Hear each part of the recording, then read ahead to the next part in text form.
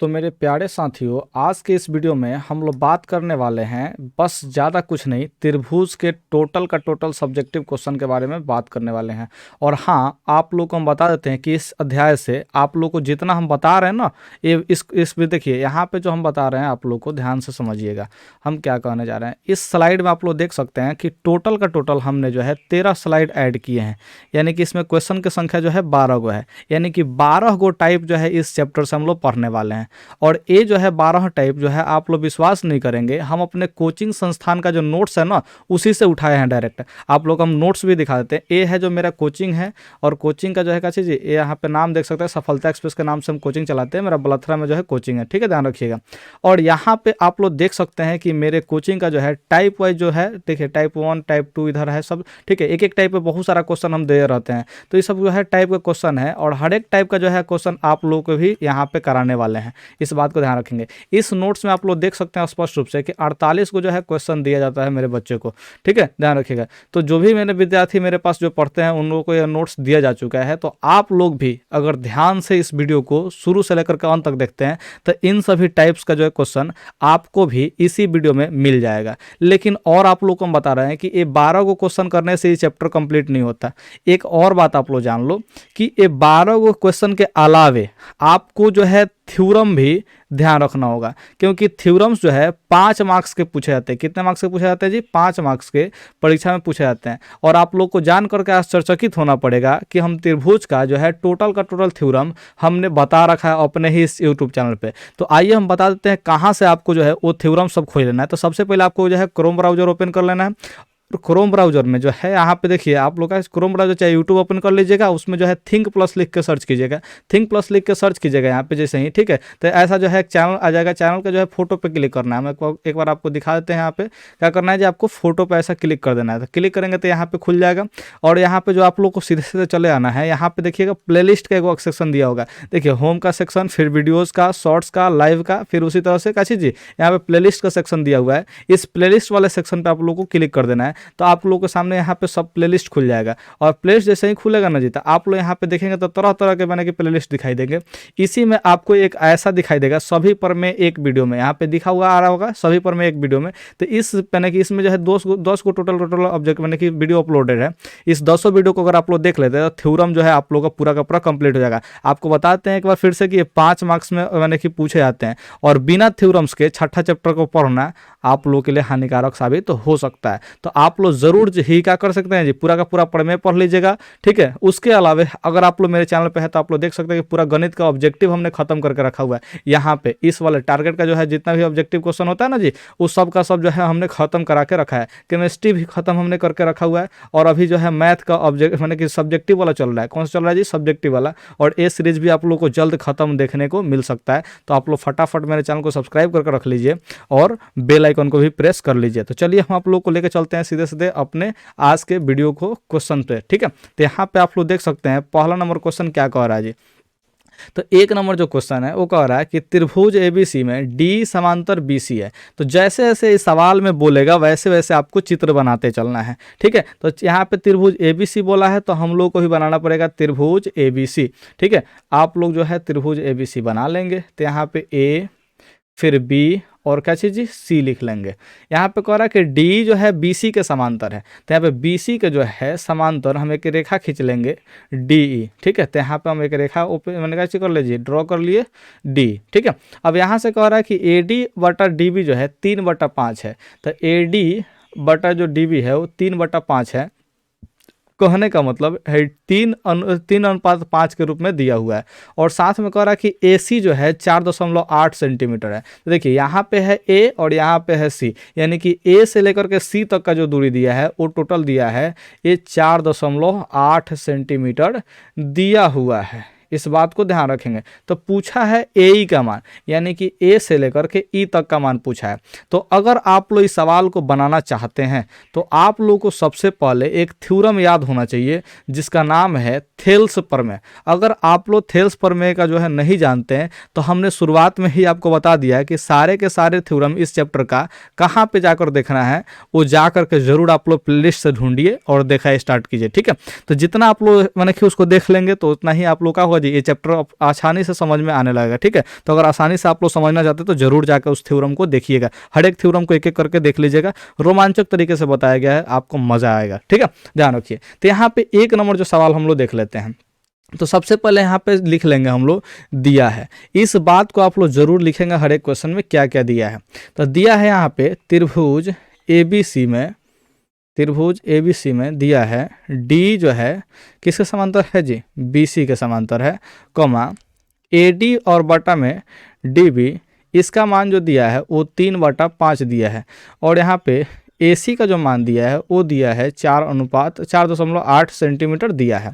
ठीक है, AE का मान ज्ञात करना है तो हम लोग को निकालना पड़ेगा, थेल्स प्रमेय से लगाना पड़ेगा। ठीक है, ध्यान रखिएगा। तो लिखेंगे अब चूंकि D जो है समांतर है किसके जी, BC के। ठीक है, तो अतः थेल्स प्रमेय से क्या लिखेंगे जी, लिखेंगे थेल्स प्रमेय से। जैसे जैसे हम लिख रहे हैं ना जी, वैसे वैसे अगर आप लोग बनाते हैं तो 2 में 2 पक्का मिलेगा, नहीं तो होता ही है कि आप लोग जो है लिखेंगे पूरा सही सही, ठीक है, लेकिन नंबर 100 में 100 नहीं आएगा, आपका नंबर जो है 40 गो 50 गो 60 गो रह जाता है। तो नंबर कहाँ कटता है, तो आप लोग जो है भाषा वगैरह सही से नहीं लिख पाते हैं, इसलिए कट जाता है। तो आप लोग मेरे वीडियोज़ को, भाषा को अच्छे से ध्यान से समझते हुए पढ़ते चलिएगा, तो आप लोग का एक भी नंबर कटेगा नहीं, क्योंकि हम जो है अपने कोचिंग में जैसे पढ़ाते हैं वैसे ही यहाँ पे यूट्यूब पे भी पढ़ा रहे हैं। आप लोग मेरे पे विश्वास कर सकते हैं। ठीक है, ध्यान रखिएगा। तो मेरे विश्वास पर ही आप लोग क्या कर सकते हैं, यहाँ पे पढ़ाई कीजिए और मौज कीजिए, दूसरा कुछ नहीं करना है। तो यहाँ पे देखिए थेल्स प्रमेय से लिख लेंगे क्या चीज जी, देखिए अगर डी जो है BC के समांतर अगर हो जा रहा है तो ऐसे स्थिति में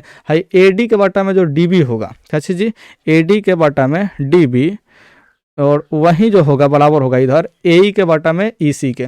ठीक है, तो यहाँ पे AE के बटा में EC के बराबर होगा। ठीक है, तो यहाँ से बात को आप लोग समझिएगा ध्यान से। AD के बटा में DB का जो वैल्यू दिया है वो 3/5 दिया है, तो हम यहाँ पे मान रख लेंगे 3/5। यहाँ पे AE और बटा में क्या चीज है जी, EC है। ठीक है, बात करना है AE का मान निकालना है, और दिया है यहाँ पे AC का मान। देखिए AE का मान दिया नहीं है और ना ही EC का मान दिया है। अगर EC का मान दिया होता तो EC का मान यहाँ पर रख के हम लोग AE का मान निकाल लेते, आसान था।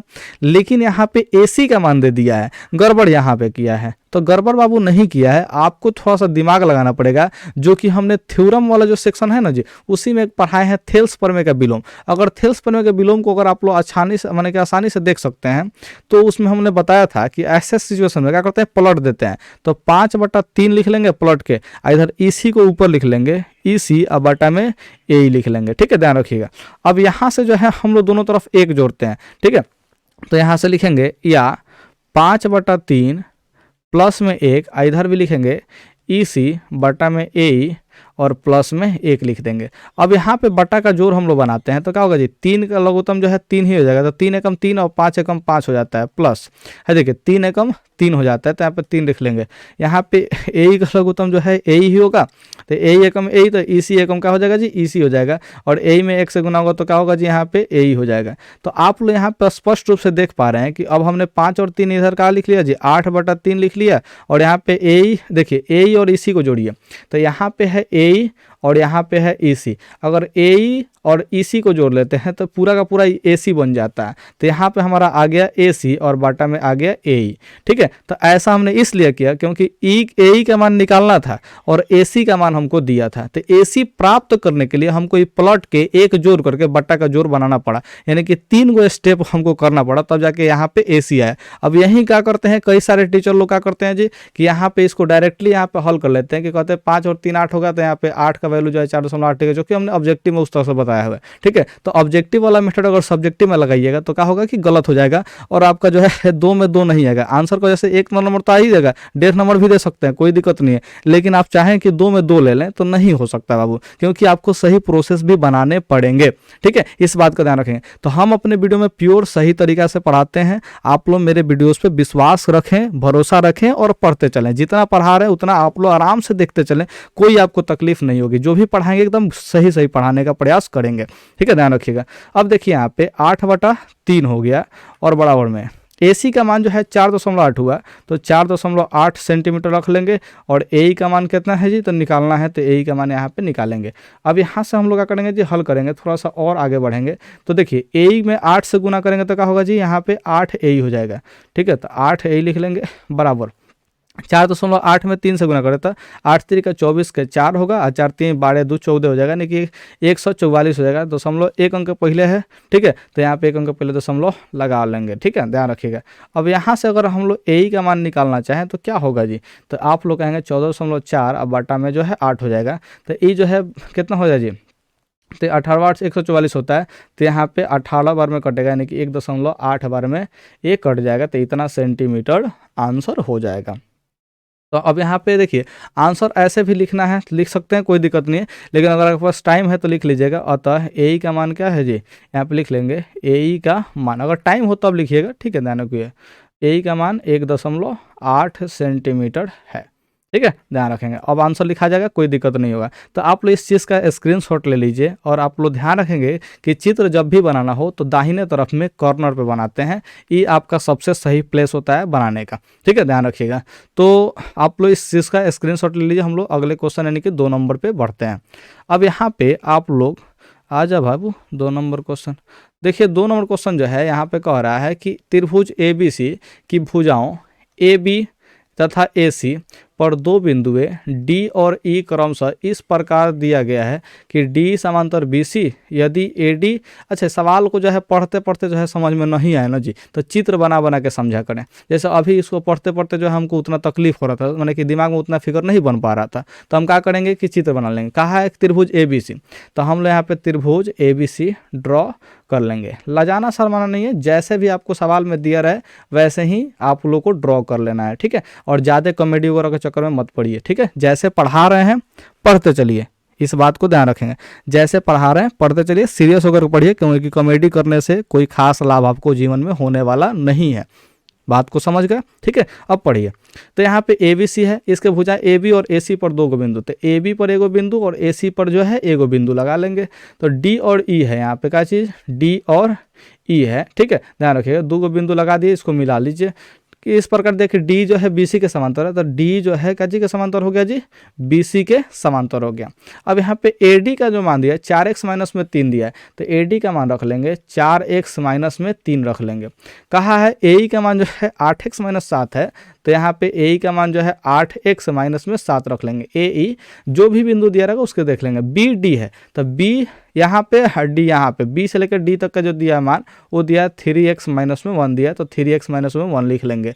C का जो मान दिया है वो दिया है 5x माइनस में 3 दिया है, तो यहाँ पे 5x माइनस में 3 रख लेंगे, यही मान दिया है। तो यहाँ पे x का मान ज्ञात करने के लिए कहा है, तो आपको जो है निकालना सबसे आसान पड़ेगा x का मान, कब, जब आपको थेल्स प्रमेय याद रहेगा तब, ठीक है। ये अभी जो क्वेश्चन बन रहे हैं ना सब थेल्स प्रमेय बन रहे हैं, तो आप लोग प्रमेय वाला वीडियो जरूर देख लीजिएगा, क्योंकि थेल्स प्रमेय भी सिद्ध करने के लिए 5 अंकों में पूछता है। इस बात को आप लोग ध्यान रखेंगे, क्लियर है। तो यहाँ पे लिख लेंगे 2 नंबर का सॉल्यूशन। 2 नंबर का जो सॉल्यूशन है लिख लेने के बाद आप लोग सबसे पहले लिखेंगे दिया है, क्या दिया है उस चीज़ को लिखना जरूरी है। तो त्रिभुज ABC में दिया है क्या चीज़, D जो है समांतर है BC के, कॉमा देके लिखेंगे AD जो है बराबर है 4x माइनस में 3 के। उसके बाद कह रहा है कि AE जो है वो बराबर है 8x माइनस में 7 के, और यहाँ पे जो BD है इसको BD मत पढ़िएगा, BD, ठीक है, तो 3x माइनस में 1 है, और यहाँ पे सब सेंटीमीटर में दिया है जी। देखिए एक जगह सेंटीमीटर है, इसका मतलब यहाँ पे भी सेंटीमीटर होगा, यहाँ पे भी सेंटीमीटर होगा, ठीक है, ये सब सेंटीमीटर में दिया है। अब यहाँ पे थोड़ा सा बात को समझिए, C का जो मान है कितना है जी, C का जो मान है वो 5x माइनस में 3 सेंटीमीटर है, ठीक है। तो ये सब जो है सेंटीमीटर में दिया है, किस में दिया है जी, सेंटीमीटर में। अब x का मान निकालना है, तो लिखेंगे चूंकि D जो है समांतर है BC के, ठीक है, तो अतः थेल्स प्रमेय से क्या लिखेंगे जी, लिख देंगे थेल्स प्रमेय से जब भी ई वाला समांतर होता है तो क्या लिख सकते हैं, AD के बटा में DB लिख सकते हैं। तो यहाँ पे लिखेंगे AD के बटा में DB, और बराबर किससे कर देंगे, तो AE के बटा में EC के बराबर कर देंगे। तो यहाँ पे AE के बटा में इसी के बराबर हम लोग कर लेंगे। तो यहाँ पे समझिए थोड़ा सा ध्यान से, ए डी का जो मान है वो है 4x माइनस में 3 है। यहाँ पे देख सकते हैं ए डी का मान जो है 4x माइनस 3 दिया है, ये आपके क्वेश्चन में दिया हुआ है। और डी वी का जो मान है वो है 3x माइनस में 1 दिया है, तो 3x माइनस में 1 कर लेंगे। इज इक्वल टू में देखिए ए ई का मान जो दिया है 8x माइनस 7 दिया है, तो 8x माइनस 7 रख लेंगे। यहाँ पे भी देख सकते हैं ए का मान 8x माइनस 7, और यहाँ पे भी देख सकते हैं ए का मान 8x माइनस 7। तो आप लोग को जहाँ से मन करे वहाँ से लिख लेंगे, आपके क्वेश्चन में भी दिया रहेगा। इसी का मान जो है 5x माइनस में 3 है, तो यहाँ पे 5x माइनस में 3 हम लोग लिख लेंगे। इस बात का आप लोग ध्यान रखेंगे, ठीक है। अब यहाँ से इसको सॉल्व करने का एक ही तरीका है, तिरछा तिरछी गुना करें। तो यहाँ पे देखिए हम लोग लिख सकते हैं, क्या लिख सकते हैं जी, चाहे यहाँ पे ना लिखकर यहीं पे लिखते हैं। तो देखिए 4x माइनस में 3 इंटू में हो जाएगा 5x माइनस में 3, यहाँ पे लिख लेंगे इंटू में 5x माइनस में 3 is equal to 8x minus में 7, तो 8x माइनस में 7 और इंटू में 3x माइनस में 1, तो 3x माइनस में 1 लिख लेंगे। अब यहाँ से इसको सॉल्व करना है, तो 4 में 5 से गुना करेंगे तो 4 पच्चे 20 x स्क्वायर हो जाएगा, और 4 3 12 लिख लेंगे, यहाँ पे माइनस में 12x हो जाएगा। माइनस में 3 5x में गुना करेंगे तो ये माइनस का 5 15x हो जाएगा, और माइनस में 3 से गुना करेंगे तो माइनस माइनस प्लस में 3 3 का 9 हो जाएगा। यहाँ पे 8x में 3x से गुना करें तो 8 3 का 24x स्क्वायर हो जाएगा। यहाँ पे देखिए 8x में 1 से गुना होगा तो यहाँ पे माइनस में 8x हो जाएगा। माइनस 7 में 3x से गुना होगा तो माइनस में 7 3 का 21 हो जाएगा, 21x। और देखिए माइनस 7 में माइनस 1 से गुना होगा तो माइनस माइनस प्लस होगा, 7 एकम 7 हो जाएगा। तो यहाँ से आप लोग का करना है जी, एक स्टेप और आगे बढ़ जाना है। क्या आगे बढ़ना है, थोड़ा सा बात को समझिए। माइनस का 12x और माइनस का 15x, ये हो जाता है माइनस का 27x, दोनों जुट जाएगा माइनस में तो, और प्लस में जो है 9 है तो प्लस में 9 रख लेंगे। प्लस में देखिए 24x स्क्वायर है तो इसको रख लेंगे 24x स्क्वायर। यहाँ पे देखिए माइनस 8x और माइनस में 21x, ये हो जाएगा माइनस का 29x हो जाएगा, दोनों जुट जाएगा माइनस वाला। प्लस में 7 है तो प्लस में 7 रख लेंगे। अब सभी पदों को हम लोग क्या करते हैं जी, इधर लेके चले जाते हैं। क्यों? क्योंकि 24x स्क्वायर बड़ा है। अच्छा आप लोग इधर लेके चलाइए, क्या दिक्कत है, एक स्टेप तो ज़्यादा ही ना लगेगा, दूसरा कोनो दिक्कत नहीं होगा। तो यहाँ पे माइनस में 27x और प्लस में 9 रख लिए।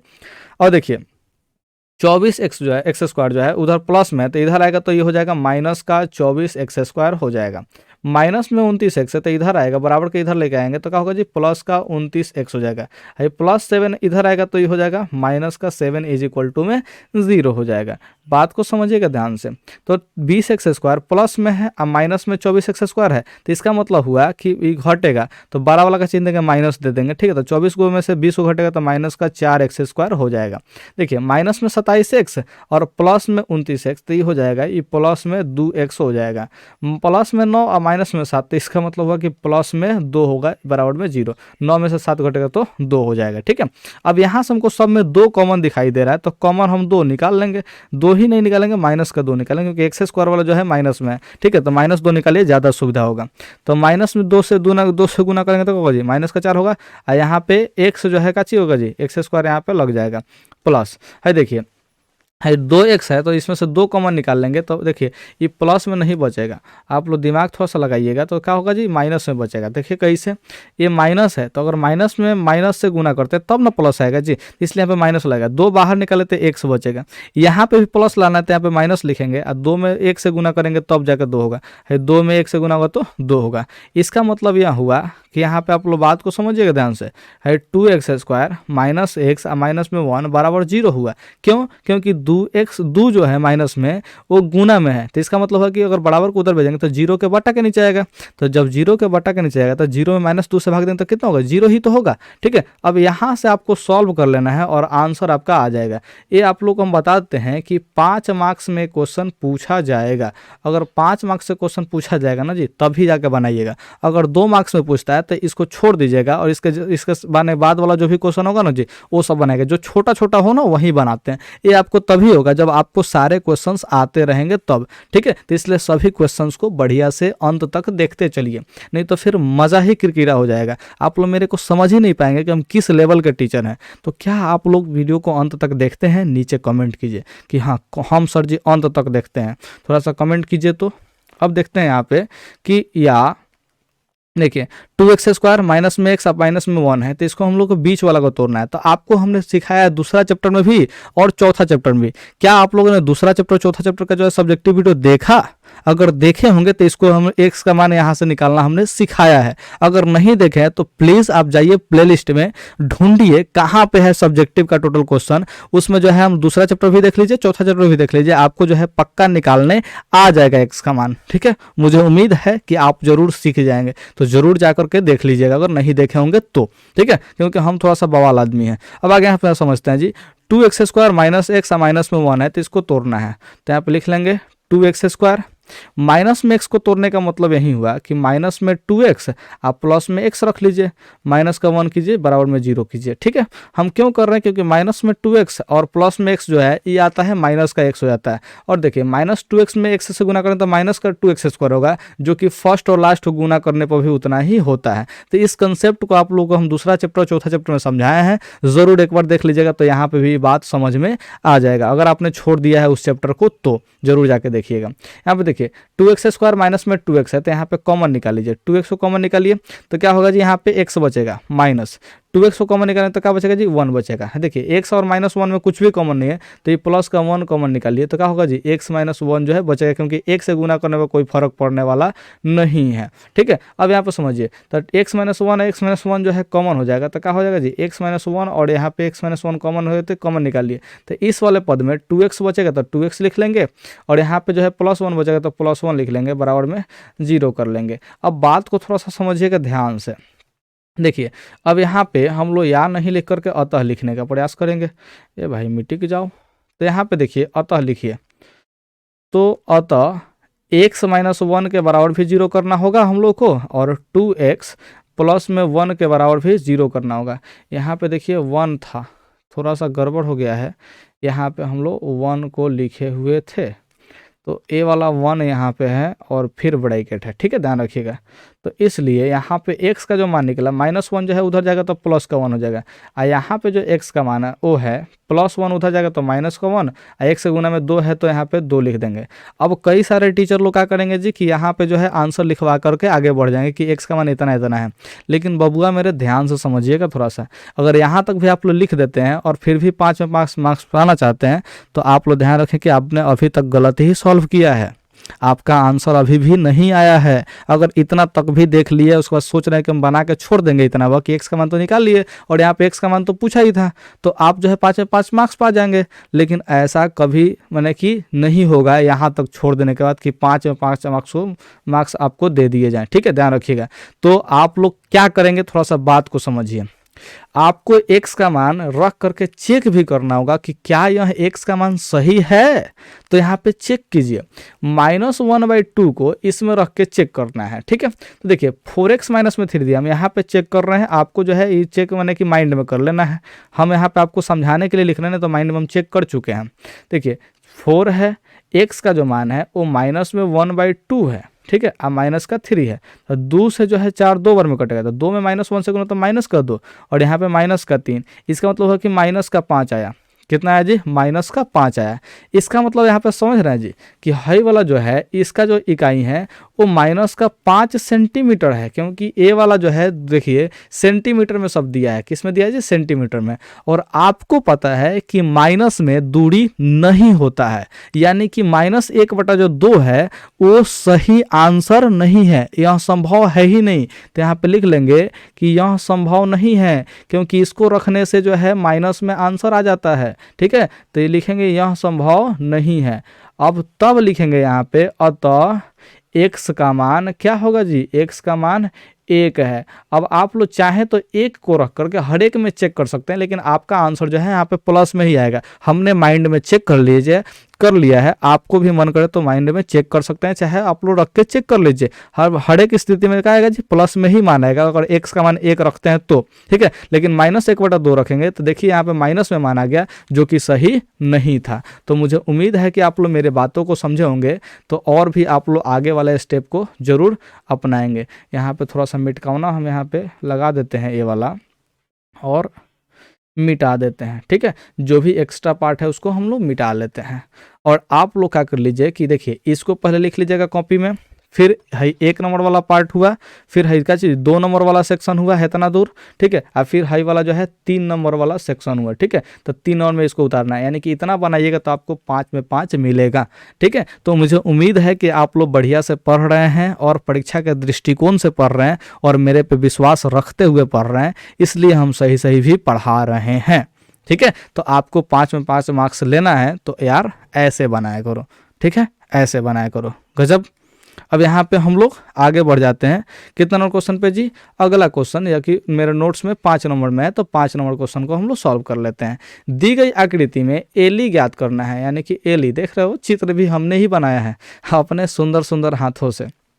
तो यार थोड़ा सा इसके लिए तो लाइक कर ही सकते हो, लाइक कर दो ना, नोट्स में देख लो हम चित्र बना बना के दे रहे हैं, अब क्या चाहिए इससे ज़्यादा, ठीक है।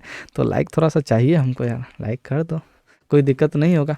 देखो दी गई आकृति में एल ई का मान ज्ञात करना है, एल एम समांतर एफ क्यू है, तो एल एम समांतर में एफ क्यू है, ये दोनों जो रेखा समांतर है।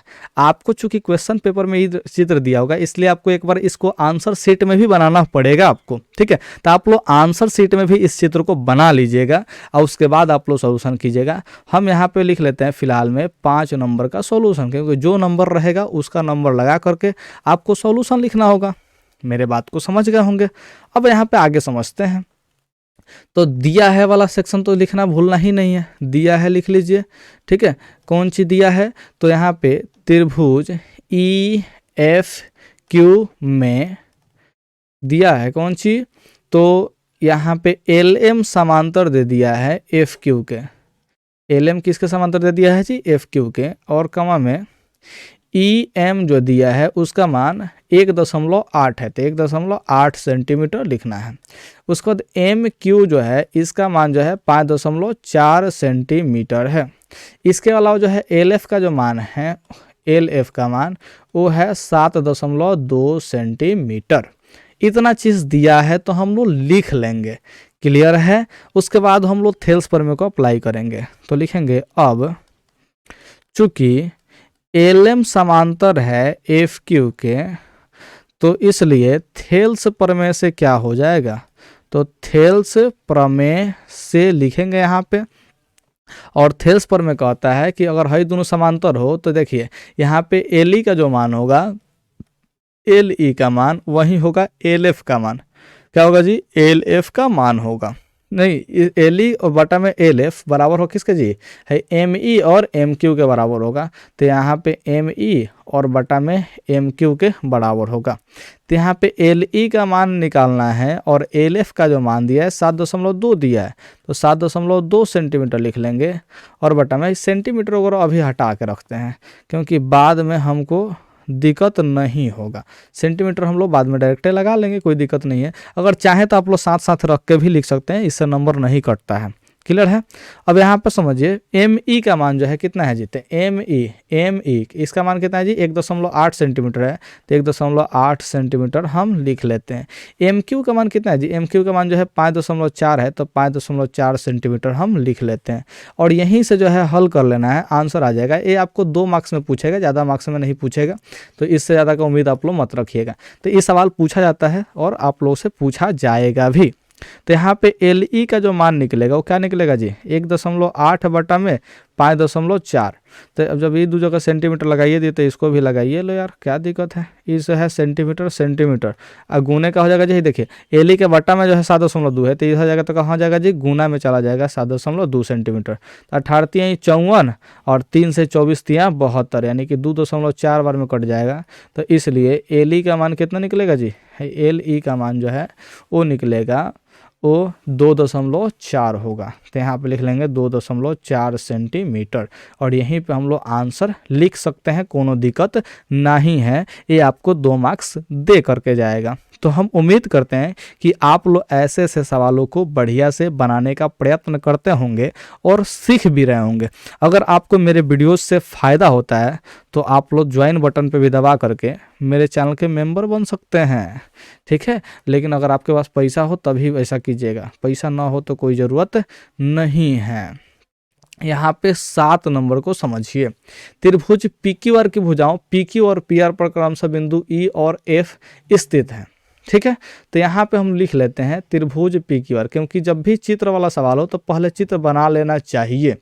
तो पी क्यू और यहाँ पे आर लिख लेते हैं, और यहाँ पे पी क्यू और पी आर पर, तो पी क्यू यहाँ पे है और पी आर यहाँ पे, देखिए पी आर और यहाँ पे है पी क्यू। इस पर ई और एफ जो है बिंदु दिया हुआ है, तो यहाँ पे मिला लेते हैं। कह रहा है कि P जो है 4 सेंटीमीटर, तो P जो है 4 सेंटीमीटर, उसको जो है QE जो है वो 4.5 सेंटीमीटर था, QE जो है 4.5 सेंटीमीटर है। अब PF का मान जो है 8 सेंटीमीटर, तो PF का मान यहाँ पे 8 सेंटीमीटर, और यहाँ पे RF का मान जो है 9 सेंटीमीटर है, तो RF का मान जो है 9 सेंटीमीटर लिख लेते हैं। तो सिद्ध करना है कि EF समांतर जो है QR, तो ये तो थेल्स प्रमेय के विलोम से ही हो सकता है, क्योंकि समांतर साबित करना है और थेल्स प्रमेय का विलोम न आए, ये तो हम लोग के साथ क्या होगा जी, नाइंसाफी हो जाएगा। तो समांतर साबित करने के लिए थेल्स प्रमेय का विलोम का उपयोग करना ही पड़ेगा। अगर आप लोग प्रमेय वाला वीडियो नहीं देखें तो यार शुरू में हमने बताया है कि प्लेलिस्ट को ढूंढिए और उसमें देखिए प्रमेय का वीडियो आपको मिल जाएगा। 10 गो वीडियो अपलोडेड है, 10 का 200 देख जाइए, बहुत मजा आने वाला है आपको वहाँ पे। तो यहाँ पे आप समझ लेते हैं क्या चीज़, त्रिभुज पी क्यू आर में दिया है वाला सेक्शन है ये, ठीक है, दिया है यानी कि गिवन वाला है। हम यहाँ पे इंग्लिश में भी लिख सकते हैं, कोनो दिक्कत हमको नहीं है, गिवन। और इसको हम लोग इंग्लिश में लिख सकते हैं in triangle P Q R. हमको इंग्लिश भी आता है बबुआ, हाँ ठीक है। तो यहाँ पे आप लिखते हैं पी जो है 4 सेंटीमीटर है, पी जो है कितना सेंटीमीटर है जी, 4 सेंटीमीटर लिख लेंगे, और क्यू ई जो है 4.5 सेंटीमीटर है, इसको भी लिख लेंगे, और साथ में पी एफ जो है वो 8 सेंटीमीटर है, इसको भी लिख लेंगे, और जो है आर एफ का मान जो है 9 सेंटीमीटर है, इसको भी लिख लेंगे। तो आर एफ का मान हमने 9 सेंटीमीटर भी लिख लिया। अब यहाँ से हम लोग लिखते हैं टू प्रूफ, क्या लिख लेते हैं जी, टू प्रूफ। टू प्रूफ में जो साबित करना है उसको लिखना होता है, तो साबित करना है हमको ई एफ समांतर में क्यू आर, तो हम लिख लेंगे यहाँ पे ई एफ समांतर में क्यू आर, ठीक है। अब यहाँ पे लिखेंगे क्या जी, कंस्ट्रक्शन। उम्मीद करते हैं कि आप लोग समझ रहे होंगे, बढ़िया से पढ़ रहे होंगे और मौज मस्ती में पढ़ रहे होंगे यार। और आप लोग देखिए रजाई उजाई में घुस के मत पढ़ा कीजिए, नहीं तो नींद लग जाता है। तो रजाई उजाई में से अगर मैंने घुस के पढ़ रहे होंगे ना सो करके, तो उस वहाँ से उठ जाइए और कॉपी कलम ले करके बैठ करके पढ़ा कीजिए, ताकि आपको नींद न आए। ऐसा लगे कि आप लोग मेरे सामने बैठे हैं, क्लास कर रहे हैं यार। तो क्लास करेंगे ना तो ज़्यादा बेस्ट होगा, नहीं तो सो करके झूठों का फिल्म जैसा देखिएगा ना तो फिर तो मज़ा नहीं आएगा। जो मज़ा आप लोग चाहते हैं ना वो मज़ा नहीं आएगा। तो इसलिए कॉपी पर बैठ करके, मैंने कॉपी पर नहीं बैठना है, कॉपी को सामने रख लेना है, फिर आपको बनाना है। क्लियर है। तो कंस्ट्रक्शन का एलम कर दिया जी। देखिए बात करते करते कंस्ट्रक्शन में घुस जाते हैं, तो कंस्ट्रक्शन इसमें ज़रूरत नहीं है। इसमें हम लोग क्या करना है जी, प्रूफ लिखना है। क्या लिखना है जी, प्रूफ। तो प्रूफ में हम लोग को करना कुछ नहीं है, निकालना है P के बटा में क्या चीज़ है, देखिए P के बटा में निकालना है QE, तो हम लोग यहाँ पे QE बटा में इसको निकाल लेंगे। तो P का मान जो है 4 सेंटीमीटर है, तो 4 सेंटीमीटर रख लेंगे, और QE का मान जो है 4.5 है, तो 4.5 रख लेंगे, इतना सेंटीमीटर। सेंटीमीटर रिटायर हो जाएगा, दशमलव को हटाना है तो ऊपर देखिए एगो जीरो बैठाएंगे, नीचे जो है 45 हो जाएगा। दशमलव हटाना है तो दशमलव का 1 अंक है तो ऊपर जाएगा एगो जीरो। अब कटिए, 5 8 है 40, अब 5 9 45, यानी कि 8/9 हो जाएगा। अब यहाँ पे निकालिए, देखें P और QE का निकाल लिए, तो यहाँ का PF और RF का मान निकालेंगे, तो यहाँ पे निकालेंगे PF बटा में RF निकालेंगे, और PF का मान जो है वो 8 सेंटीमीटर है और RF का मान जो है 9 सेंटीमीटर है, तो लिख लेंगे। यहाँ पे आप लोग देख लीजिए PF और RF का मान दिया है, सेंटीमीटर रिटायर हुई हैं, तो हो जाएगा कितना जी, 8/9 हो जाएगा। तो यहाँ पे आप लोग देख सकते हैं, इसको अगर इक्वेशन फर्स्ट मान ले, इसको इक्वेशन हम लोग सेकेंड मान लें, तो हम लोग क्या लिख सकते हैं, अतः समीकरण 1 तथा 2 से, समीकरण 1 तथा 2 से, तो समीकरण 1 और 2 से क्या चलेंगे जी, तो यहाँ पे P बटा में QE बराबर हो जाएगा PF बटा में RF के, ठीक है, क्योंकि RHS में 8/9 है, यानी कि RHS बराबर है। इसका मतलब यह हुआ कि LHS भी बराबर होगा। इस बात को समझे कि नहीं समझे, तो यहाँ पे हम लोग LHS को बराबर कर लिया, यानी कि P और बटा में QE, अब बराबर में क्या चीज़, PF बटा में RF, ठीक है, ये वाला बराबर कर लिए। तो यहाँ से अगर देखिए जब ये दोनों अनुपात में बराबर हो गया, इसका मतलब थेल्स प्रमेय के विलोम से चलेंगे, अतः थेल्स प्रमेय के विलोम से, थेल्स प्रमेय का विलोम, क्या लिखेंगे जी, विलोम। क्या हो जाएगा इससे, ई एफ जो है समांतर हो जाएगा क्यू आर के। तो यहाँ पे ई एफ समांतर कर लेंगे क्यू आर के, और इसी को हमें प्रूव्ड करना था। ये कब होता है जी, जब इसके बटा में ए वाला और इसके बटा में ए वाला हो, तो ये दोनों का होता है समांतर होता है। ये थेल्स प्रमेय का विलोम कहता है। अगर आपको ये थ्योरम नहीं पता है तो आप लोग जाइए प्लीज़ प्लेलिस्ट वाले सेक्शन में देख लीजिए, आपके सामने ही वीडियो पड़ा हुआ है, तो आप लोग ज़रूर देख सकते हैं। और देखिए आप लोग मैंने क्या बताएं जी, लाइट कटवा दिया आप लोग, कोई दिक्कत नहीं है, लाइट कट गया फिर भी मेरा अब चलेगा पीसी, इसलिए चलेगा ना क्योंकि अब हम यूपीएस ला चुके हैं, और यूपीएस के बिना आप लोग का वीडियो जो है रेगुलर नहीं आ पा रहा था, क्योंकि इसी तरह से लाइट कट जाता था और काम करने के लिए जब होता था तो क्या होता था जी कि मैंने कि मालूम चलता था कैसे जी कि स्विच ऑफ हो गया डायरेक्ट, वीडियो भी सेव नहीं हुआ, काम खत्म हो जाता था। तो यहाँ पे ज़्यादा देर तक नहीं चलेगा, लेकिन जल्द ही लाइट आ जाता है मेरे एरिया में, देखिए कब तक आ जाता है। तो यहाँ पे 14 नंबर का सॉल्यूशन लिख लेते हैं। तो 14 नंबर का सॉल्यूशन में सबसे पहले लिखेंगे क्या चीज़ जी, दिया है, और सवाल को पढ़िए। दिया है पी क्यू समांतर में आर एस दिया है, ठीक है, क्या दिया जी, पी क्यू समांतर में आर एस। तो यहाँ पे पी क्यू समांतर में लिख लेंगे आर एस, और त्रिभुज पी ओ क्यू और एस ओ आर को क्या करना है जी, यहाँ पे सिद्ध करना है समरूप। तो हम लोग क्या करते हैं, फटाफट इसको सिद्ध करने का प्रयास करते हैं। तो टू प्रूफ में लिख लेंगे, टू प्रूफ में त्रिभुज पी ओ क्यू समरूप त्रिभुज एस ओ आर लिखेंगे। तो यहाँ पे हम लोग लिखेंगे अब प्रूफ लिखेंगे, चूंकि पी क्यू जो है समांतर है किसके जी, आर एस के। तो यहाँ पे आप लोग थोड़ा समझिए, पी क्यू समांतर अगर आर एस के है तो हम यहाँ पे देखिए पी क्यू ए वाला और आर एस जो है ए वाला, दोनों का दोनों समांतर है। तो एक कोण जो पी है वो कोण एस के क्या हो जाएगा जी, बराबर हो जाएगा अंतः एकांतर कोण से। तो यहाँ पे हम लिख लेंगे इसलिए कोण P बराबर होगा कोण एस के, और इसी तरह से कोण Q जो है वो बराबर हो जाएगा कोण R के। तो यहाँ पे कोण Q जो है वो बराबर होगा कोण R के, ये हो जाएगा अंतः एकांतर कोण से। क्या हो जाएगा जी, अंतः एकांतर कोण, इसको क्या बोलेंगे जी, अंतः एकांतर कोण बोलते हैं। इस बात को ध्यान रखेंगे। अब यहाँ पे चलेंगे, अब जब दो को कोण बराबर हो जाता है ना जी, दो को कोण का होता है जी बराबर हो जाता है, तो ऐसी स्थिति में ए ऊपर में एगो होता है, ठीक है, ए ऊपर में से आप लोग दोनों त्रिभुज को समरूप साबित कर सकते हैं, ठीक है। तो समरूप साबित करने का जो है तरीका देखिए, यहाँ पे लिखेंगे त्रिभुज पीओ क्यू, क्या लिखेंगे जी, त्रिभुज पीओ क्यू तथा त्रिभुज एस ओ आर में चलेंगे, ठीक है, त्रिभुज पीओ क्यू तथा त्रिभुज एस ओ आर में लिखेंगे। तो क्या होगा जी, यहाँ पे कोण P बराबर में कोण S हो जाएगा, कोण Q बराबर में कोण R हो जाएगा, ठीक है। तो यहाँ पे क्या हो जाएगा जी, लिखेंगे अतः कोण त्रिभुज POQ समरूप हो जाएगा त्रिभुज SOR के, ये हो जाएगा हम लोग का AA ऊपर में, क्या हो जाएगा जी, AA ऊपर में हो जाएगा। इस बात का आप लोग ध्यान रखेंगे, और यहाँ से लिख देंगे हम लोग प्रूव्ड। तो इतना अगर आप लोग कर लेते हैं तो आपको 2 मार्क्स प्राप्त हो जाएगा। तो मुझे उम्मीद है कि आप लोग मेरे वीडियोस को बहुत बढ़िया से देख रहे हैं, ठीक है। और मुझे लगता है कि यहाँ पे एक और क्वेश्चन बना करके, अगर लाइट नहीं आता तो हमको पीसी को ऑफ कर देना चाहिए, ठीक है, क्योंकि ज़्यादा देर यूपीएस नहीं खींच पाता है। तो यहाँ पर समझते हैं 15 नंबर का सॉल्यूशन, और यहाँ पे 15 नंबर का सॉल्यूशन लिखेंगे। क्या लिखेंगे जी, दी गई आकृति में यदि LM समांतर PQ है, यानी कि इसमें देखिए LM यहाँ पे है L, यहाँ पे है M, यानी कि LM जो है इसके समांतर कौन है जी, PQ, यहाँ पे है P, यहाँ पे है Q, ठीक है, दोनों यानी क्या चीज़ समांतर है। अब BOC का मान 125 डिग्री दिया है, यानी कि BOC का मान यहाँ पे 125 डिग्री दिया है, और CDO का मान जो है 70 डिग्री दिया है, तो CDO का मान यहाँ पे 70 डिग्री दिया है।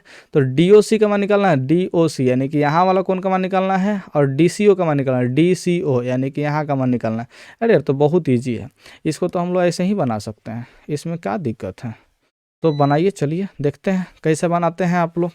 तो लिखेंगे सबसे पहले दिया है, क्योंकि ये वाला काम तो हम लोग को लिखना ही पड़ेगा, नहीं लिखेंगे तो फिर तो दिक्कत होगा ना जी।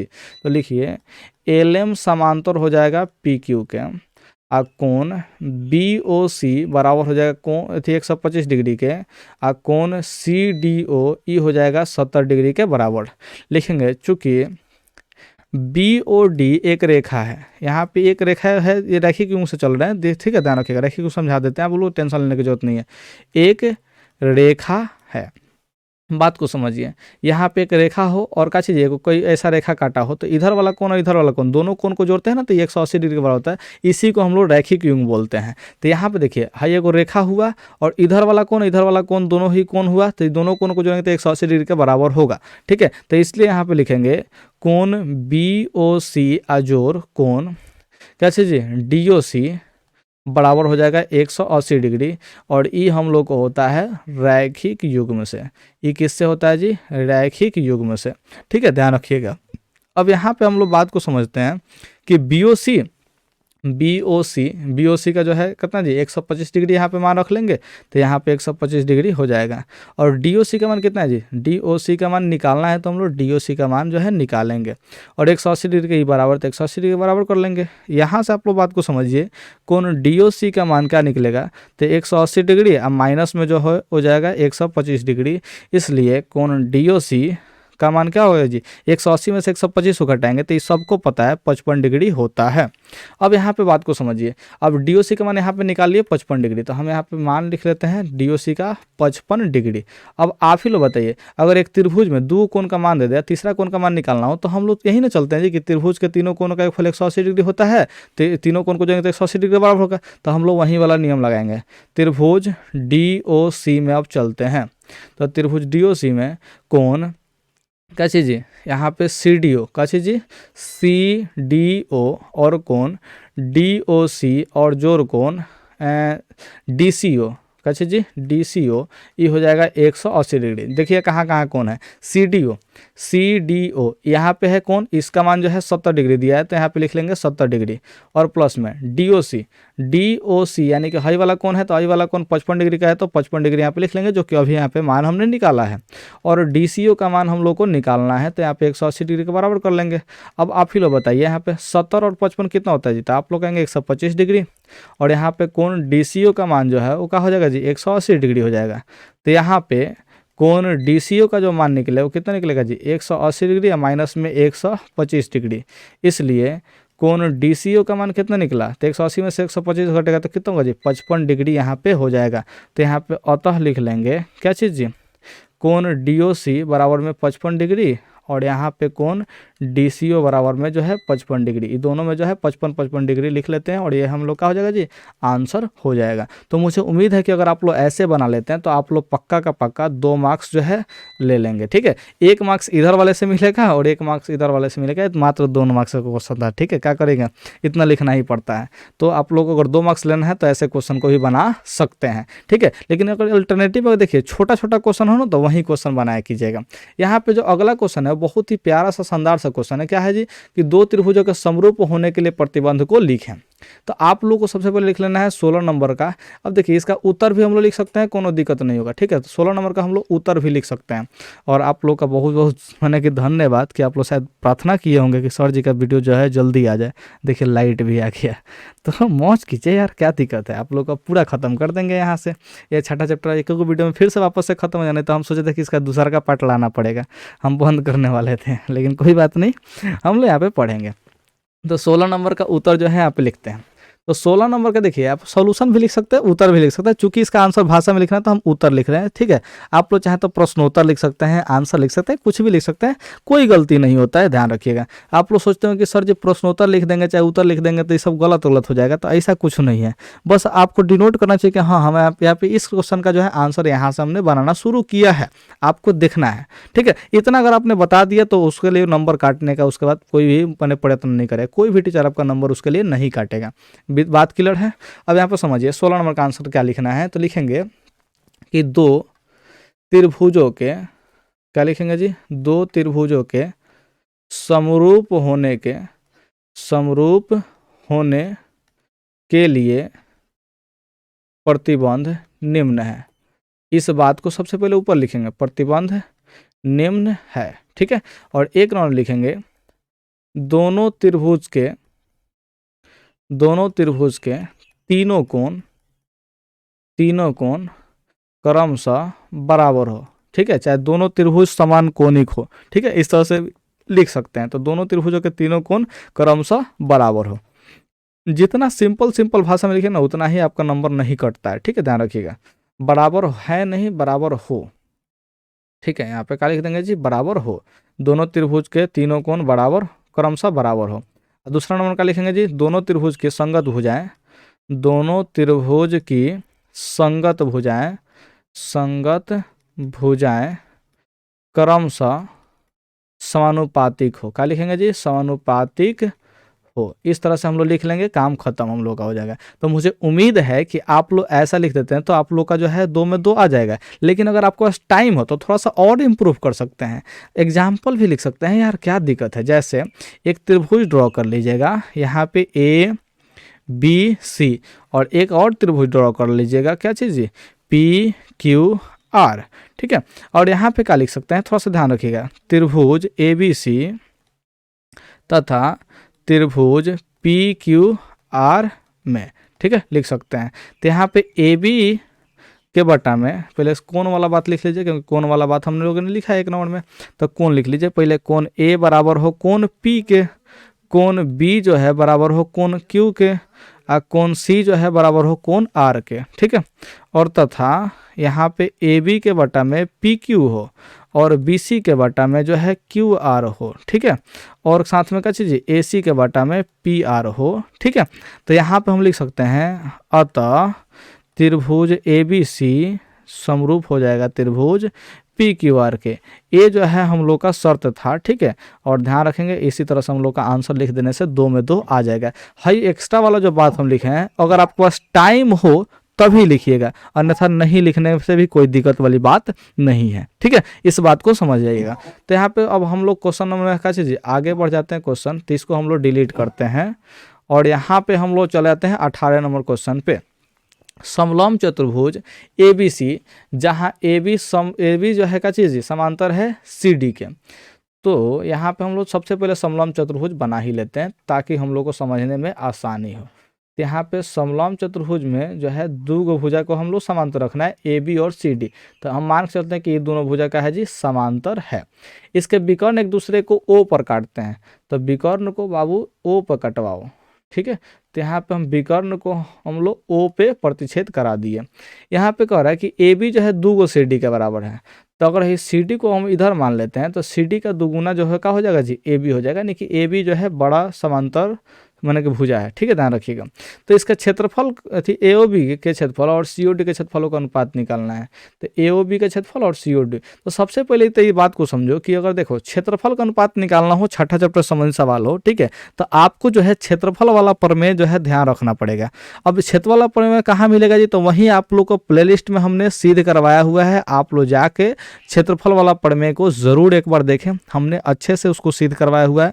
तो आप लोग जाइए और उसको बढ़िया से देख लीजिए ताकि आपको समझ में आ जाए। वो प्रमेय यही कहता है कि यदि 2 त्रिभुज समरूप हो तो उनके क्षेत्रफलों का अनुपात उनके संगत भुजाओं के वर्गों के अनुपात के बराबर होता है। तो ये वाला सवाल जो है आप लोग को 2 मार्क्स में पूछा जाएगा। तो कृपया करके प्लेलिस्ट से जो है इस क्वेश्चन का जो है कंसेप्ट क्लियर कर लेंगे तो ज़्यादा सहूलियत होगी। तो यहाँ पे हम फिलहाल सॉल्व कर लें 18 नंबर का सॉल्यूशन। ठीक, तो 18 नंबर का सॉल्यूशन यहाँ पे समझिए थोड़ा सा ध्यान से। तो समलंब चतुर्भुज ए बी सी में तो लिखेंगे समलंब चतुर्भुज ए बी सी डी में इसमें क्या दिया है, तो यहाँ पे दिया है ए डी समांतर है सी डी के, और क्या चीज़ ए बी जो है बराबर है 2 सी डी का। अच्छा, उस समय से हम एक एक लाइन में लिख रहे हैं तो आप लोग भी एक एक लाइन में मत लिख दीजिएगा। हाई वाला बात जो है ना जी, इसके नीचे लिखिएगा। इसके नीचे हम थोड़ा सा जगह को बचा रहे हैं क्योंकि हमको सॉल्व करने के लिए जगह काफ़ी कम है। आप लोग से तो कॉपी मिलता है, पेज तुरंत पलट लीजिएगा, लेकिन हम पेज पलटेंगे तो फिर दिक्कत हो जाएगा। आप लोग को समझ में नहीं आया कंसेप्ट कहाँ जा रहा है, कहाँ से मतलब ला रहे हैं। ठीक है, तो समझना है आप लोग को ध्यान से, तो हम इसलिए लिख दे रहे हैं यहाँ पे। अब थोड़ा सा बात को समझिए ध्यान से कि हमको समरूप साबित करना है। तो हम लोग को यहाँ पे सबसे पहले जो है ये दिया है वाला बात लिख लेंगे, दिया है। ठीक है, अब यहाँ पे हम लोग लिखेंगे चूंकि ए डी जो है, ए डी था कि ए बी था जी, ए बी है। ठीक है, तो ए बी जो है समांतर है सी डी के। तो अतः यहाँ से बात को समझिएगा, है ए बी और सी डी समांतर है, इसलिए ई वाला कोण और ई वाला कोण आप लोग को बराबर हो जाना चाहिए। क्यों? क्योंकि अंतः एकांतर कोण से दोनों का दोनों बराबर होगा। अंतः एकांतर कोण यही कहता है कि अगर ऐसा कोई रेखा प्रतिच्छेद किया तो इधर वाला कोण और इधर वाला कोण क्या होगा जी, बराबर होगा। और उधर वाला कोण इधर वाला कोण के बराबर होगा। ये अंतः एकांतर कोण का ही कंसेप्ट है। तो आप लोग इसको याद जरूर कर लेंगे कि अंतः एकांतर कोण क्या होता है, बहुत जगह यूज होता है छठा चैप्टर में। तो देखिए यहाँ पे कोण OCD जो है बराबर हो जाएगा, नहीं OCD को पहले मत लिखिए, पहले लिखिए AOB वाला में क्या, ठीक है। तो यहाँ पे हम लोग लिखेंगे कोण OBA बराबर हो जाएगा कोण OCD के, तथा कोण OAB बराबर होगा कोण ODC के। ये दोनों का दोनों लिख रहे हैं क्या चीज़ से जी, अंतः एकांतर कोण, अंतः एकांतर कोण, इस बात को ध्यान रखेंगे। तो यहाँ पे हम लोग अंतः एकांतर कोण से बराबर कर लिए। अब यहाँ पे चलेंगे त्रिभुज AOB तथा त्रिभुज COD में, इतना में हम लोग चलेंगे। तो क्या होगा जी, यहाँ पे कोण OBA बराबर हो जाएगा कोण OCD के, और कोण OAB बराबर हो जाएगा कोण ODC के, ठीक है। तो यहाँ पे इसलिए लिखेंगे त्रिभुज AOB समरूप हो जाएगा त्रिभुज COD के, और इसका नाम होगा AA ऊपर में। इस बात को आप लोग ध्यान रखेंगे। हमने AA ऊपर में से क्या किया जी, समरूप साबित कर लिया। तो अतः लिखेंगे क्या चीज़ जी, एरिया ऑफ त्रिभुज, यहाँ पे त्रिभुज होगा AOB, और बटा में एरिया ऑफ त्रिभुज COD, ये किसके बराबर हो जाएगा जी। तो देखिए यहाँ पे AB होगा, तो यहाँ पे AB लिख लेंगे, और यहाँ का चाहिए AB इधर है तो यहाँ पे CD हो जाना चाहिए, तो CD हो जाएगा, इसके स्क्वायर के बराबर होगा, ठीक है। इस बात को ध्यान रखेंगे। अब यहाँ पे समझिए AB का जो मान दिया है वो AB का मान 2 को CD के बराबर दिया, तो यहाँ पे लिख लेंगे 2 को CD, और बटा में जो है CD हो जाएगा, इसका स्क्वायर कर लेंगे। अब बात को थोड़ा सा समझिएगा ध्यान से, यहाँ पे 2 का स्क्वायर करेंगे तो 4 हो जाएगा, लेकिन पहले CD से CD कटा लीजिए, तो ये हो जाएगा 2 का स्क्वायर, अब बराबर में कितना होगा जी, 4 हो जाएगा। नीचे कुछ नहीं तो 1 हो जाएगा। देखिए हाई वाला जो बात को ना लिखते आइएगा, हाई त्रिभुज AOB बटा में क्या चीज़, एरिया ऑफ त्रिभुज COD, इसमें भी लिखना है और इसमें भी लिखना है और इसमें भी लिखना है, ठीक है। तो अंतिम स्टेप में आप लोग को लिख लेना है क्या चीज़, 3 गो लाइन में जब यही वाला बात लिखिएगा, लिख लीजिएगा ना, छोड़ देना। आप लोग क्या कह रहे हैं, लिखते हैं ना, मत लिखवाइए, आप लोग लिख लीजिएगा अपने से प्लीज़, ठीक है। तो यहाँ पर हम लिख देते हैं एरिया ऑफ त्रिभुज AOB का चीज़ अनुपात एरिया ऑफ त्रिभुज COD, ई बराबर हो जाएगा 4:1 के, और यही हम लोग का आंसर हो जाएगा। और मुझे उम्मीद है कि आप लोग इस सवाल को बढ़िया से समझ गए होंगे, और इतना अगर आप लोग कर लेते हैं तो आप लोग 2 मार्क्स प्राप्त करने में सक्षम व्यक्ति हैं, ठीक है। तो आप लोग जो है इस क्वेश्चन को बढ़िया से समझ लिए हैं। तो हम चलिए अगले नंबर क्वेश्चन पे लेकर के आपको चलते हैं। और आप लोग स्क्रीनशॉट ले लिया कीजिए, आप प्लीज़ स्क्रीनशॉट हमेशा ले लिया कीजिए। अब यहाँ पे 20 नंबर का सॉल्यूशन हम लोग देख लेते हैं, बढ़िया से आसानी से सॉल्यूशन देखेंगे। तो 20 नंबर में क्या कह रहा है जी, किसी त्रिभुज के 3 कोण क्या चीज़ जी, X Y तथा 40 डिग्री है। तो हम त्रिभुज एक ड्रॉ कर लेते हैं, यहाँ पे त्रिभुज AOB ABC कर लेते हैं त्रिभुज, लिखते हैं माना त्रिभुज ABC में कोण A बराबर X है, कोण B बराबर Y है, और कोण C बराबर जो है 40 डिग्री हम मान लेते हैं, X Y और 40 डिग्री मान लेते हैं। 2 कोण X और Y के बीच का अंतर जो है 30 डिग्री है, ठीक है। तो यहाँ पे लिखते हैं तथा देखिए X और Y के बीच का अंतर, ठीक है, X और किसके बीच जी, Y के बीच का अंतर मतलब घटा होता है, वो 30 डिग्री दिया है। तो यहाँ से हम लोग X का मान अगर प्राप्त करना चाहे तो क्या होगा जी, 30 और माइनस Y जो है इधर जाएगा तो प्लस का Y हो जाएगा, ठीक है, ध्यान रखिएगा। अब यहाँ पे समझते हैं त्रिभुज ABC में चलते हैं। ABC में कोण A जोड़ कोण B जोड़ कोण C बराबर में 180 डिग्री, क्योंकि त्रिभुज के तीनों कोण का फल कितना होता है जी, 180 डिग्री होता है। और आप लोग को पता है कि कोण A का जो मान है X है, तो यहाँ पे X रख लेंगे। कोण B का मान Y है, कोण C का मान 40 डिग्री है, तो यहाँ पे 40 डिग्री लिख के 180 डिग्री के बराबर कर लेंगे। आप लोग को ही पता है कि 2 को चर रहे, एक ही को समीकरण है, तो हल नहीं होता है, इसलिए हम यहाँ पे X का मान रख लेंगे 30 प्लस में Y रख लेंगे, क्योंकि X का मान 30 प्लस Y निकला है। तो आप लोग यहाँ पे X का मान क्या रख लेंगे जी, 30 प्लस Y लिख लेंगे, और प्लस में क्या चीज़ यहाँ पे 40 डिग्री है तो है लिख लेंगे, Y था तो Y भी लिख लिया। तो यहाँ से क्या होगा जी, 30 गो 40 गो हो जाएगा 70 गो, और प्लस में वाई वाई मिलकर 2 गो वाई हो जाएगा। यहाँ पे हो जाएगा कितना जी 180 डिग्री, यानी कि 2 गो वाई का मान क्या होगा जी, तो 180 डिग्री और 70 डिग्री का हो जाएगा जी, इधर माइनस में आ जाएगा। अब बात को समझिए ध्यान से, तो 2 वाई का मान कितना होगा 180 में से 70 घटेगा तो ये 110 बचेगा।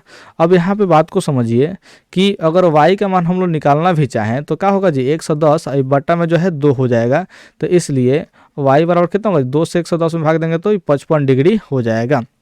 अब यहाँ समझिए, अब x का मान कितना होगा, तो x का मान जो है 30 और प्लस में 55 डिग्री है, तो इसलिए x का मान कितना होगा यहाँ पे 30 प्लस 55 यानी कि ये 85 डिग्री हो जाएगा।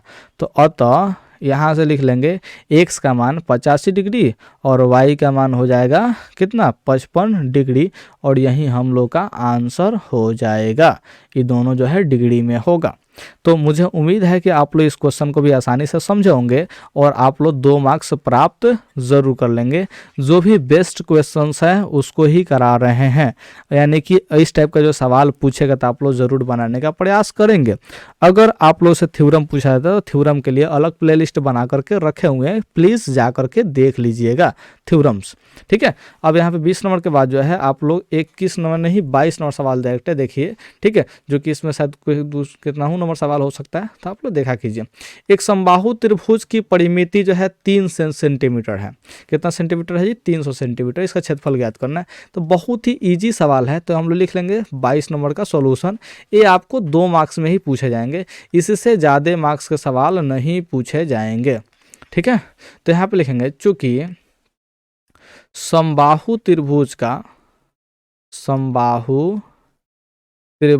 का परिमिति इज इक्वल टू कितना है जी 300 सेंटीमीटर है। तो समबाहु त्रिभुज का परिमिति जो होता है वो होता है 3 गुने भुजा, और भुजा को हम लोग ए मान लेते हैं। यहाँ पे क्या कर देंगे जी 300 सेंटीमीटर लिख लिखेंगे ए बराबर समबाहु त्रिभुज की भुजा, समबाहु त्रिभुज की भुजा। हम त्रिभुज का सिंबल बना दिए हैं, आप लोग त्रिभुज भाषा में लिख लीजिएगा। यहाँ से ए का मान क्या निकलेगा, तो 300 और बटा में जो है 3 हो जाएगा, इसलिए ए का मान निकलेगा वो होगा 100 सेंटीमीटर। अब लिखेंगे अब समबाहु त्रिभुज का क्षेत्रफल, समबाहु त्रिभुज का क्षेत्रफल। तो समबाहु त्रिभुज का जो क्षेत्रफल होता है वो होता है √3/4 ए स्क्वायर होता है। तो यहाँ पे लिखेंगे √3/4। ए का मान जो है 100 है, तो 100 का स्क्वायर कर लेंगे, तो यहाँ पे √3/4 हो जाएगा। 100 का स्क्वायर मतलब 100 गुने 100 हो जाएगा, ठीक है। तो 4 से ही 25 चौका 100 हो जाएगा, तो क्या होगा जी 25 में 100 से गुना होगा, तो ये हो जाएगा 2500 और √3 लगा लेंगे, इतना सेंटीमीटर स्क्वायर हम लोग का यहाँ पे क्या हो जाएगा जी क्षेत्रफल का आंसर आ जाएगा। तो अगर इतना बना लेते हैं तो आप लोग को 2 मार्क्स पक्का मिल जाएंगे, ठीक है। तो यहाँ पे हम लोग क्या करते हैं जी, अगला क्वेश्चन पे अब आगे बढ़ जाते हैं। और अगला क्वेश्चन क्या है जी, एक समलंब चतुर्भुज की समांतर भुजाएं 16 सेंटीमीटर 24 सेंटीमीटर है, तो इसके बीच की दूरी 10 सेंटीमीटर है। तो चतुर्भुज का क्षेत्रफल ज्ञात करें। तो समलंब चतुर्भुज यहाँ पे हम लोग ड्रॉ कर लेते हैं। आप लोग भी थोड़ा सा ड्रॉ कर लिया करें जब भी चित्र बना, मैंने कि देखिए सवाल जब भी बनाना हो ना समझ में ना आए तो चित्र बना लिया करें। हालांकि हमको तो ये सब सवाल समझ में आ जाता है माइंडे में, लेकिन फिर भी आप लोग जो है बना लिया करें। तो यहाँ पे समलंब चतुर्भुज का समांतर भुजा 16 और 24 है, तो छोटका को 16 रखेंगे और बड़का को जो है 24 सेंटीमीटर रख लेंगे। यहाँ पे भी सेंटीमीटर लगा लीजिएगा। कह रहा है कि इनके बीच की दूरी 10 सेंटीमीटर, बीच की दूरी यानी कि लंबिक दूरी दिया है ये 10 सेंटीमीटर, यानी कि ऊंचाई दे दिया है, शीर्षलंब दे दिया है, ठीक है। तो समांतर चतुर्भुज का क्षेत्रफल ज्ञात करना है। तो यहाँ पे लिख लेंगे हम लोग 24 नंबर का सॉल्यूशन, और इसमें लिखेंगे चूंकि समलंब चतुर्भुज ए बी सी डी में, ठीक है, माना ए बी का मान जो है वो 24 सेंटीमीटर है, सी डी का मान जो है 16 सेंटीमीटर है, और यहाँ पे देखिए यहाँ पे डी और ई कर लीजिए, ठीक है। तो डी का मान कितना है जी, ई है 10 सेंटीमीटर। तो लिखेंगे अतः समलंब चतुर्भुज का क्षेत्रफल, समलंब चतुर्भुज का क्षेत्रफल, क्योंकि हम लोग को क्षेत्रफल ही तो ज्ञात करना है, चतुर्भुज का क्षेत्रफल। इसका सूत्र होता है 1/2 गुने समांतर भुजाओं का योग। तो समांतर भुजा कौन है? ए बी है, एगो सी डी है, तो यहाँ पे हो जाएगा ए बी और प्लस में सी डी हो जाएगा। और गुने शीर्षलंब होता है, तो शीर्षलंब जो है डी माने तो यहाँ पे डी लिख लेंगे। आप लोग चाहें तो डायरेक्टली भाषा में भी लिख सकते हैं, इसको कोई दिक्कत वाली बात नहीं है। ठीक है, हमने यहाँ पे मान रखा है इसलिए हमने यहाँ पे आसानी से लिख लिया। थोड़ा सा कम लिखना पड़ता है, दूसरा कुछ नहीं होता है। ए बी का मान 24 है, सी डी का मान 16 है, तो 24 और 16 रख लेंगे, तो 24 और प्लस में 16 हो जाएगा। और डी का मान जो है 10 है, तो 10 रख लेंगे। तो यहाँ पे 1/2 24 को 16 को जो होता है 40 को होता है, गुने में 10 होता है। यहाँ पे देखिए 2 से जो है 40 20 बनो कटे, तो 20 दहिया का कितना हो जाएगा जी? 200 हो जाएगा सेंटीमीटर स्क्वायर, जो कि हम लोग का यहाँ पे आंसर होगा। तो समलंब जो क्षेत्रफल निकाल सकते हैं इतना दूर में, जो कि आप लोग के 2 मार्क्स में क्वेश्चन जो है आसानी से बन जाता है। तो मुझे उम्मीद है कि आप लोग इस क्वेश्चन को भी आसानी से समझ गए होंगे। तो चलिए अब अगला क्वेश्चन पे हम लोग आगे बढ़ जाते हैं। और अगला क्वेश्चन क्या कहता है जी? तो यहाँ पे अच्छा ये वाला सवाल दिया है, तो बहुत बढ़िया सवाल दिया है जी। देखिए मान लीजिए कि त्रिभुज ए बी सी और त्रिभुज डी एफ सब जो है समरूप है। ठीक है, तो यहाँ पे अच्छा समरूप दे दिया है पहले ही से। इनके क्षेत्रफल जो है इतना वर्ग सेंटीमीटर और 121 वर्ग सेंटीमीटर दिया है, इतना दिया है। यहाँ पे एगो भुजा का मान ई एफ का मान, यानी कि देखिए ई एफ का मान जो है 100 कितना जी 15.4 दिया है। तो बी सी ज्ञात करना है, तो ई एफ जो है बी सी, तो आसान है, आराम से बन जाएगा, कोई दिक्कत नहीं है। 2 मार्क्स में ही पूछा होगा सवाल। अब यहाँ पे लिख लेते हैं 25 नंबर का सोल्यूशन। क्या लिख लेते हैं जी? 25 नंबर का सॉल्यूशन लिखेंगे। क्योंकि त्रिभुज ए बी सी समरूप है त्रिभुज डी ई एफ के। ये जो बात है प्रश्न में दिया है, ठीक है, इसको हमने अपने से नहीं लिखा है। ठीक है, अच्छा दिया है वाला बात तो हम लोग लिखना ही भूल गए इस क्वेश्चन में। तो पहले तो दिया है वाला बात लिखेंगे ना जी, नहीं तो काम गड़बड़ हो जाएगा। दिया है त्रिभुज ए बी सी समरूप है त्रिभुज डी ई एफ के, तथा एरिया ऑफ त्रिभुज ए बी सी ये दिया है 64 सेंटीमीटर स्क्वायर, और एरिया ऑफ त्रिभुज डी ई एफ ये दिया है 121 सेंटीमीटर स्क्वायर। अब यहाँ से लिखेंगे क्या लिखेंगे जी? अब चूँकि त्रिभुज ए बी सी समरूप है त्रिभुज डी ई एफ के, ठीक है, तो अतः हम लोग लिख सकते हैं area of A B C बटा में area of D E F, ये जो है बराबर हो जाए किसके जी? देखिए ए बी सी और डी एफ का जो क्षेत्रफल का अनुपात होगा वो किसका बराबर होगा? तो संगत भुजाओं के वर्गों के अनुपात के बराबर होगा। तो यहाँ पे ई एफ का मान दिया है, तो हम यहाँ पे ई एफ लिख देते हैं। देखिए अगर ई एफ यहाँ पे लिख देते हैं, यहाँ पे बी सी लिखना पड़ेगा, है दूसरा तीसरा, तो यहाँ पे भी दूसरा तीसरा, यानी कि बी सी लिखना पड़ेगा। इसका स्क्वायर के योगफल माने कि स्क्वायर के बराबर होगा। तो area of A B C का जो मान दिया वो 64 सेंटीमीटर स्क्वायर दिया, तो 64 सेंटीमीटर लिख लेंगे, 64 लिख लेंगे। सेंटीमीटर स्क्वायर का होगा जी, कट जाता है। और डी एफ का मान जो 121 दिया, तो यहाँ पे 121 लिख लेंगे। और यहाँ पे क्या चीज़? बी सी का स्क्वायर और ई एफ का स्क्वायर है, तो बी सी का मान कितना हुआ जी? तो बी सी का मान जो है निकालना है। अच्छा ठीक है, तो बी सी का मान निकाल लेंगे। और ई एफ का मान कितना है जी? तो यहाँ पे ई एफ का मान तो छोड़िए दिए, ई एफ का मान जो है कितना है जी? 15.4 है। यहाँ पे आप लोग देख सकते हैं 15.4 सेंटीमीटर, तो यहाँ पे लिख लेंगे 15.4 सेंटीमीटर, इसका स्क्वायर लिख लेंगे। अब यहाँ से जो है हम लोग को हल करना है, दूसरा कुछ नहीं करना है। तो 64/21 है, 121 है, तो 64 8 का स्क्वायर होता है, 121 जो है 11 का स्क्वायर होता है, यानी कि 8/11 का स्क्वायर इधर हो जाएगा। ठीक है, और इधर क्या चाहिए जी? तो बी सी अब बटा में जो है 15.4 है, इसका स्क्वायर दिया हुआ है। ठीक है, ध्यान रखिएगा। अब यहाँ पे बात को समझिए बढ़िया से। 8 का स्क्वायर से स्क्वायर यहाँ पे खत्म हो जाएगा, तो हो जाएगा 8/11 बराबर में बी सी अब बटा में 15.4 हो जाएगा। यहाँ पे बात को समझने का प्रयास कीजिए। 11 में बी सी से गुना तो 11 बी सी हो जाएगा, और 15.4 में 8 से गुना करना, तो 8 चौका 32 के 2 हासिल। इसको गुना मत कीजिए, क्योंकि आखिर तो कटाना ही है, कोई फायदा ही नहीं है कटा के। तो यहाँ पे क्या कर लेते हैं? डायरेक्ट हम लोग गुना कर लेते हैं, 15.4 गुने 8 कर लेते हैं। या बी सी का मान क्या हो जाएगा जी? तो 15.4 गुने 8 हो जाएगा, और बटा में 11 हो जाएगा। ठीक है, ध्यान रखिएगा। और यहाँ पे हम लोग ज़बरदस्ती जो है डिग्री लगा दिए हैं, तो डिग्री को मिटा लेते हैं। 11 से ही जो है 14 बार में कटेगा। ठीक है, तो 14 8 कितना होगा जी? 14 8 आप ही लोग बताइए कितना होगा? तो आप लोग कहेंगे 112 होगा, यानी कि 11.2 सेंटीमीटर आंसर यहाँ पे हो जाएगा। एक अंक पहले दशमलव था तो एक अंक पहले दशमलव लगा लेंगे। क्लियर है? तो 11.2 जो है हम लोग का आंसर यहाँ पे आ जाएगा। और मुझे उम्मीद है कि आप लोग इस क्वेश्चन का भी आंसर समझ गए होंगे। तो अब चलिए हम लोग अगले नंबर क्वेश्चन पे आगे बढ़ जाते हैं। तो अगला नंबर क्वेश्चन कोई है ही नहीं, तो कोई भी क्वेश्चन नहीं है, तो हम लोग क्या करते हैं, आप लोग एक बार फिर से हम बता देते हैं कि आपको जो है जो भी वीडियोस देखना है ये मेरे प्लेलिस्ट में आ जाइए। यहाँ पे मैथ का सब्जेक्टिव है, यहाँ पे केमिस्ट्री का ऑब्जेक्टिव है टोटल, और यहाँ पे क्या चीज़ मैंने मैथ का ऑब्जेक्टिव है टोटल। तो आप लोग देखा करें, यहाँ पे टोटल का टोटल पढ़ है। ठीक है, ये हम एनसीईआरटी किताब का जो है कुछ एक्सरसाइज जो है सॉल्व कर रहे हैं, उसको भी देख सकते हैं। तो आप लोग जो है प्लेलिस्ट में ढूंढा करें। अगर 500 ऑब्जेक्टिव आपको खाली मैथ का देखना है तो यहाँ पे देख सकते हैं, 500 ऑब्जेक्टिव आप लोग देख लीजिएगा बहुत ज़बरदस्त तरीका से। अभी जो ऑब्जेक्टिव है बताया ना जी, इससे भी बढ़िया तो ये वाला बताए थे, लेकिन ये थोड़ा सा फेमस नहीं हुआ, लेकिन ये वाला थोड़ा सा आप लोग बहुत ज़्यादा दुलार पुलार दिए हैं। ठीक है, तो बढ़िया है, कोई बात नहीं। आप लोग जो है वीडियो को बहुत अंत तक देखने के लिए धन्यवाद। Okay, bye.